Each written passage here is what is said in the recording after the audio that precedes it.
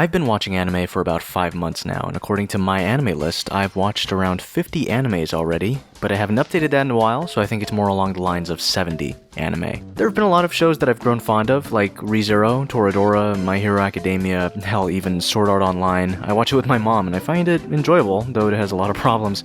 Sue me. But there is one show that caught my attention due to how absolutely brilliant it is with the way it constructs its characters and has them interact. And that show is K-On!, a show that started in 2009. Since it's 2019 now, it's been 10 years since the first season of K-On!.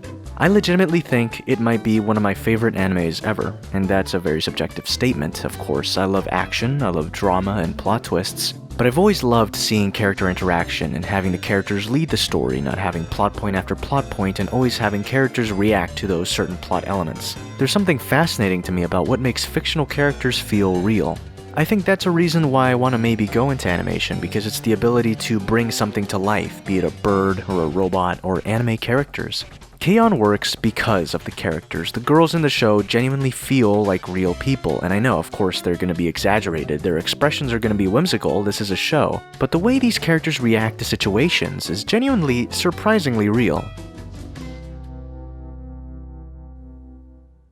豆休憩したい。もう。はあ。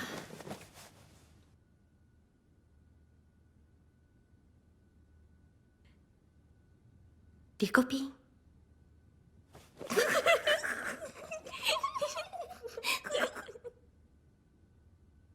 リコピン。麦豚バナ。K-On! Is about a girl named Yui Hirasawa getting into high school and having to join a club, and eventually stumbling into the K-On! Club, the light music club, and eventually starts the band called After School Tea Time.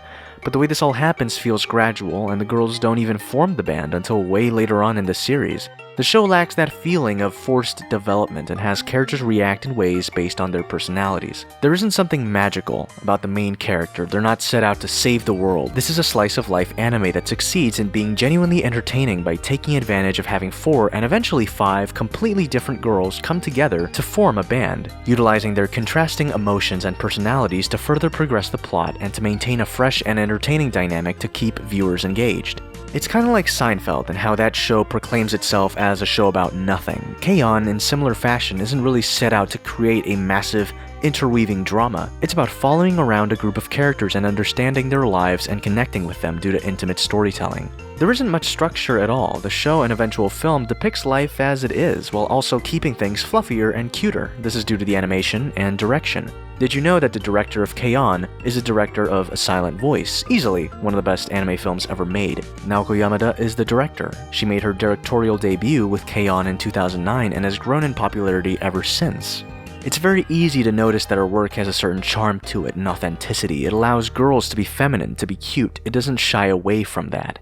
As Monique Muntu wrote in her article for Madman Entertainment, Naoko Yamada acknowledges that femininity is often treated softly in cinema. She also does not shy away from cuteness or femininity, instead choosing to embrace it as part of her artistic strengths. These attitudes are captured in her aesthetic and attention to detail, allowing her to tap into profound feelings that make her features both heartwarming and resonating. The way characters interact and behave in Yamada's works are in ways that can be considered cutesy, but it's all in an effort to evoke emotion and feeling. Yamada's work in K-On!, Tamako Market, and A Silent Voice shows that she has an exquisite attention to detail. The way she lights a room, the way characters emote, everything works in harmony to express an emotion or to convey a message. In an interview with Nobuaki Doi for Cartoon Brew, Yamada was asked the question, "You have directed 3 feature films so far, K-On!, Tamako Love Story, and A Silent Voice, and in every film, the characters feel alive as a real human being for the audience.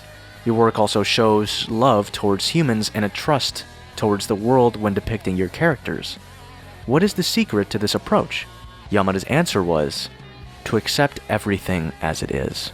The way the show can easily connect with viewers is all thanks to that writing and direction. The writing, of course, but the direction of the show is incredibly unique with fun animated gags, and when things are meant to be serious, the show's color correction even changes. This is all thanks to Yamada's direction, and this especially happens a lot throughout Season 2.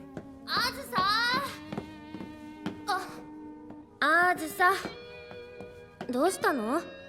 To further illustrate my point, there's one episode in particular I want to dissect a bit, and that episode is episode 13, or the K-On! Bonus episode. Being a bonus episode, it technically isn't really important to the series, but it's easily one of the best episodes of K-On! This episode is all about the winter holidays and how each girl spends their days. The episode, aptly titled Winter Days, is all about the 5 main characters of K-On!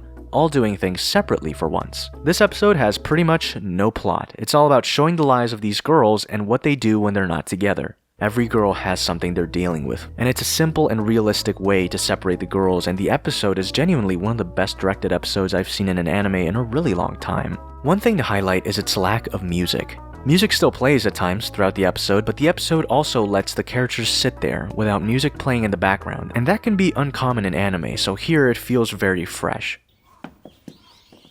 リツ、この間のってさ。リツ？何？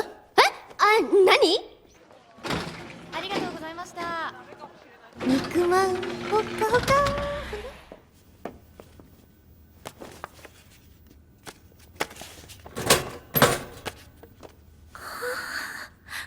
できた。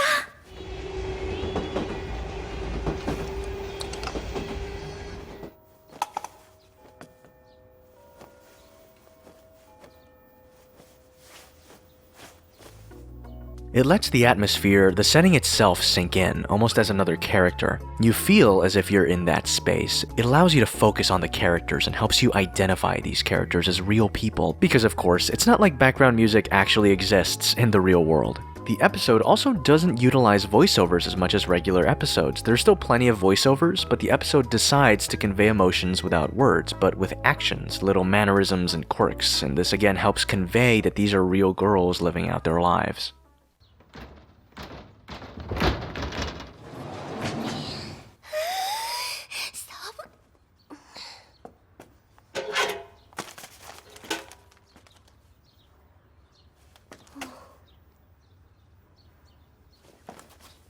This episode didn't need that, did it? But that's the thing. Realities like that, things we do all the time as people, help us connect with characters and relate to them. That's what the episode, and honestly the entire show, is about. Relatability. Every character is dealing with situations and emotions that we've all felt or experienced in some form or another. K-On!'s finale is all about the emotional distress of the core cast, first the senior girls and their sadness over having to leave high school, and then Azusa, the only junior in the K-On! Club who has to deal with being left alone after the seniors leave. And I bet you can imagine how emotional that is. The show is built upon character interaction and the friendship these characters have, and I genuinely think that if you want to grow as a storyteller, this is a show that you should actually give a chance, not for its brilliant philosophical writing, but to recognize what makes us human.